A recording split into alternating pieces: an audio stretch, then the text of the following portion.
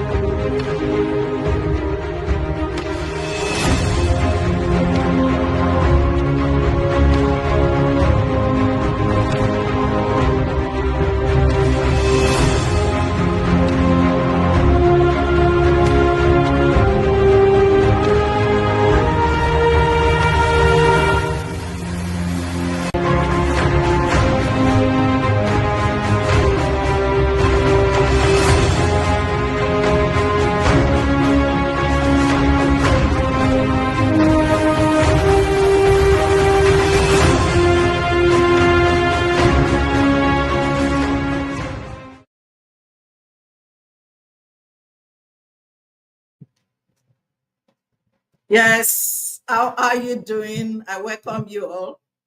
I guess it is 2:30 now. 2:30. 2:30. Okay. In my own space or in my own climb, it is 2:30. So we welcome you. I hope okay. I hope the internet is good because it's been up and going since morning. So without much ado, we're just going to go straight into the reading. This is part 11. If you are listening to this and you do not listen to the foundational part, I think you will not get what we are saying. Okay? There's listening to the story is not as much important as getting the lesson. Yes, we need to get the lesson. It's because many of us didn't get the lesson. That's why we enter into the trap of TB Joshua. Okay? But now that we have gotten the lesson, definitely the word of God says affliction will not arise the second time. I'm just trying to be sure that the internet is good and the people out there can see, because I see that I'll see some people and later they just fizzle out again. Okay, I just want to be sure. Okay, okay, the audio is good as I monitor. Okay, I think all is well and good. Even if it's one or two people out here, as time goes on, people will get to listen to it. So let me just do my own bit and leave the stage. All right. Okay, let me just bring my book, and that's just it. Last Sunday, we did Ruben Kruger, and those people who are here, we definitely be carried along. Okay, and if you are not here, just go back to last Sunday and read. So today, I want to read about Lewis Creighton. I've already said it at the beginning that if you don't know the truth, you can be bewitched. You know, what men do on the earth is the barometer at which we use in measuring spiritual temperature. So you need to know why these people were captured, why their minds were charmed, why they were controlled or beguiled, why they were deceived or mesmerized. You need to go up there and read that part. You know, because many people we are talking about here, they are intelligent people, they are professional people Why should unschooled person now capture these people? You go and read it from where we started. Louise Creighton. Louise Creighton is a Liberian who played as a good goalkeeper for Grasshopper Club in Switzerland. He was introduced to the synagogue by his playmate James Obiora, a Nigerian footballer. Louise Creighton was married at that time to Christine Awino, a Kenya-born who joined him visiting synagogue for a couple of times. They both had amazing stories to share with people about their war-torn countries, Liberia and Kenya, whenever they visited. But they thank God that they were among those that made it out of those countries alive. You know, Nigeria, Liberian, and Kenya, they were under civilian war. So that was the story they were telling. Though Louise was in active service of Grasshopper Club at the time he visited the synagogue. This is not third-party story. This is what I witnessed. This is what I partook in. And this is what, I was involved at the time. Okay?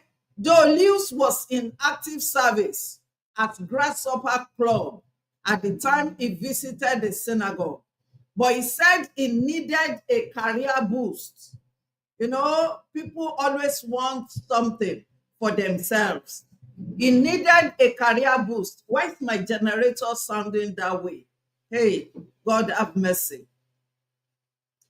He was also in the generator has stopped.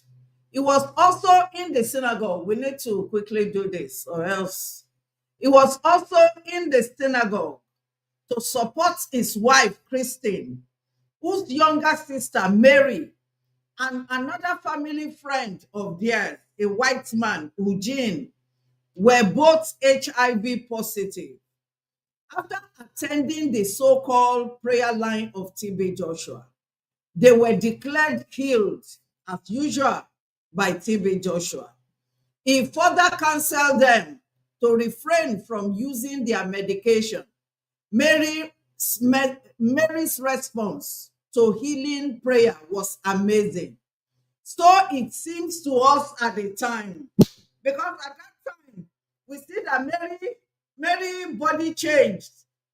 They said she should not use medication, and she said she was not using medication, and she began, responding to treatment, not knowing that. Okay, let me just keep, let me keep going.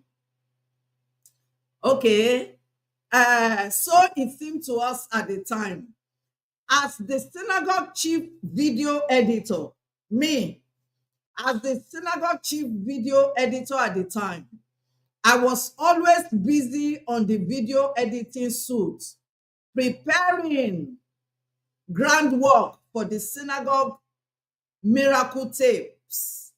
And tape 6 was to include Mary's seemingly miracle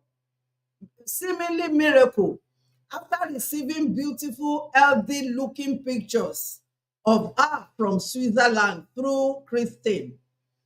Those people that were compiled and packaged in order tape 1 to 5 were mere instant arranged testimonies, which we do not carry out diligent verification or any follow-up on them. And since they mostly do not return to the synagogue, after they get prayer, they force them to give testimony. Many of them will not return, not knowing that they have already died. TB Joshua was selling their tapes as his personal trophies to the whole world. It is either they are dead or they have found solution elsewhere. However, I was a bit concerned about the attitude of Mary's husband towards Mary's supposed healing progress, towards Mary's supposed healing progression. He never showed interest in what the synagogue was about. I believe he saw the deceit, he saw the deception, which I do not know at the time. The relationship between TB Joshua and this lovely family starts experiencing cracks when Liberian and Sudan played a football match in Sudan. TB Joshua mandated Louise to pass through Nigeria. He mandated Louise to pass through Nigeria. I hope we are on the same page. Okay. TB Joshua mandated Louise to pass through Nigeria instead of traveling with his teammates to Sudan. On getting to Nigeria, TB Joshua, the enchanter, gave Louise some red sand from the synagogue to spread on the Sudanese football pitch. He promised him victory of not conceding any goals. And Louise did exactly what he was told. On returning home, Louise said the Sudanese side thrashed the Liberian 2-0. But TB Joshua told him not to mention it out. Anyway, back to Mary. She was secretly on her antiretroviral medication in Switzerland. But when she revisited the synagogue, she unfortunately went off her drugs because of the stern warning given to her by TB Joshua not to use medication again. And the result was deadly for her. A year later, when TB Joshua's birthday, Christine and Louise, who had become very close to the synagogue, arrived with Mary to celebrate with TB Joshua. At that time, I usually look forward to see these beautiful people arrival at the synagogue, because I felt they were part of my own family, not even to think of the Swiss chocolates, Raffaello, that comes handy each time they visit. So yummy. After the birthday party, Christine and Louise left for Switzerland, leaving Mary behind for more monitoring, they said. And because Mary must partake in water bathing ritual 5 days away to the time, but our folks needed to return to Switzerland, of course, back to work, which means somebody was still sick. Because if Mary was not sick, they will not bring her back for more monitoring. You understand? Days after the couple left the synagogue to their base, Mary started acting strange, as in not being well. At first, I thought she missed her folks, but I became worried as her health gradually declining by the day. When I could no longer manage the situation on my own as visitor coordinator, I alerted TB Joshua, and I got shocking response from him. TB Joshua always sticking out in time of crisis. He would turn the table on his moron disciples. So he refused to see Mary. He hauled the blame of Mary's condition on the coordinators, including the then protocol officer, Mr. Ben Swan, choir master, for not reporting Mary's stay back to him. TB Joshua lies a lot. No one among the disciples has ever taken any decision single-handedly in the synagogue outside of TB Joshua. He always reminds us that the show belongs to him. Even if he traveled outside the country, or maybe you are not around his vicinity, you must find a way to contact him, either by radio or telephone, to conclude any matter. I was surprised TB Joshua could say such a thing. We all knew him to be a pathological liar, because at the point when every visiting foreigners are about to leave synagogue to their own countries, TB Joshua usually make out time to see them individually, privately. This will be the time whoever has present, gift of money for TB Joshua to get the opportunity to make their presentation directly to him. Disciples don't collect gifts on behalf of TB Joshua. That's how synagogue is. So they have to give it to him directly. In fact, TB Joshua usually places a curse on anyone who collects stuff from visitors. Okay? And remember these couples, the Cretans, they informed TB Joshua while meeting with him in my presence, but his attention was diverted from what they were telling him to the numerous gift items and the money the footballer brought for him. The footballer usually bring a lot of money for TB Joshua and a lot of gift. Anyway, instead of healing Mary of her sickness, if truly she has healing power, if truly TB Joshua has healing power, Mr. Ben and I were asked to hands off other duties to care for Lady Mary until her urgent return flight booking was confirmed. TB Joshua asked them to quickly go and book a flight for her. Mrs. Igeoju, a nurse, was also sent to be with us. The nurse kept complaining about many flies that were attracted into the fully air-conditioned room where Mary was. And the way Mary yawns constantly made her to suggest Mary needed urgent medical attention because she was near death. Each time I led Mary to the shower, she would become stiff and unresponsive.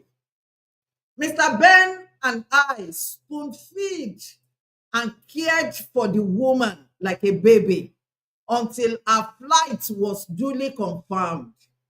When they finally wheeled her to the airport, the Swiss Air almost turned her down because of her severe condition. They placed a call to her sister in Switzerland to come to Zurich Airport to wait to pick her up. Christine was confused, not knowing exactly what went wrong. Within the days she left Lagos, Nigeria, Mary was confirmed brain dead at the time of her arrival in Switzerland.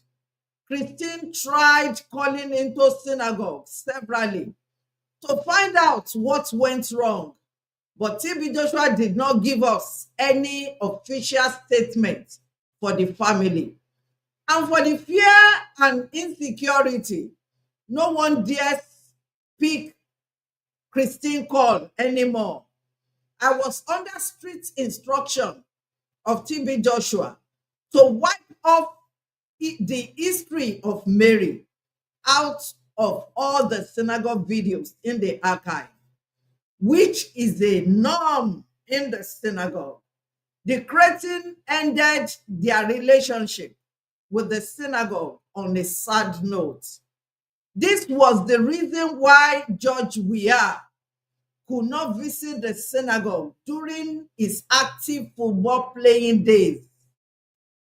Before the issue of Mary, Lewis had promised TB Joshua during their conversation to lead Mr. George Weah to the synagogue when both players played for their country.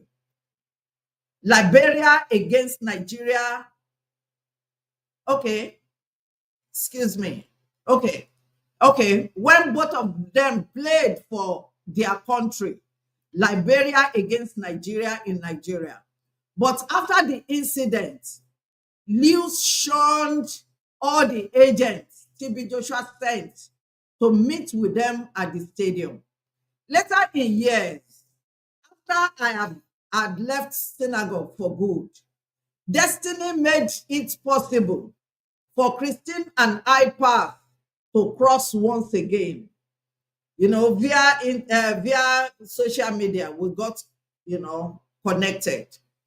The question I was unable to answer more than 12 years backward confronted me again. I did try my best to explain the situation behind the scene inside the synagogue, which regular members have no preview of, and what I knew about Mary's last days in the synagogue. But Christy is still bleeding over the strange sudden death of our holy sister through the synagogue. Who will not? The most painful part for me personally is that she does not want to have anything to do with Jesus Christ. She said she was wounded in the supposed church. Please join me to pray for Christine Awino. I tried telling her that the synagogue is not a house of God, but her pains still overshadow her sense of reasoning. Before Mary incident, at the time when they were blinded by the synagogue facade, Christine had brought her teenage daughter, Nancy, to the synagogue in one of their many trips. And TB Joshua said, we, the disciples at the time, should compel the young lady to stay back in the synagogue. This is how he usually entraps young girls, by plucking them out of their parents' care.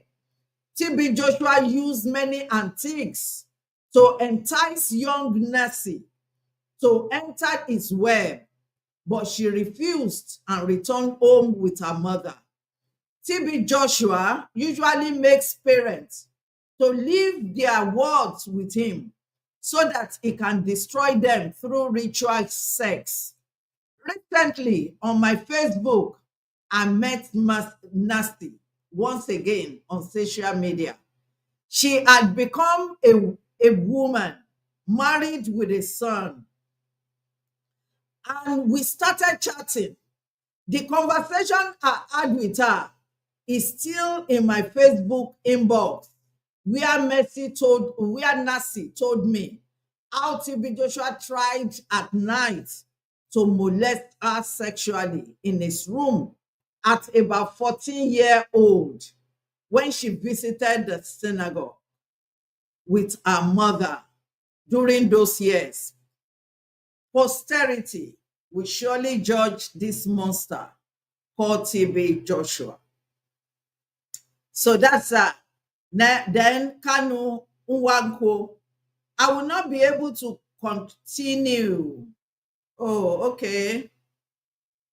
I hope I will not be able to continue because my generator stopped working and there's no light. Brother Bungani, how are you doing? Blessings. So I don't know. Even we are already at 24 minutes. Okay, I hope people got to understand what I just read. Okay, I hope you got to understand what I just read. It's the story of those people. And after that time, after Louise creating, yes, Kanu Wanko, I got story of Kanu Wanko.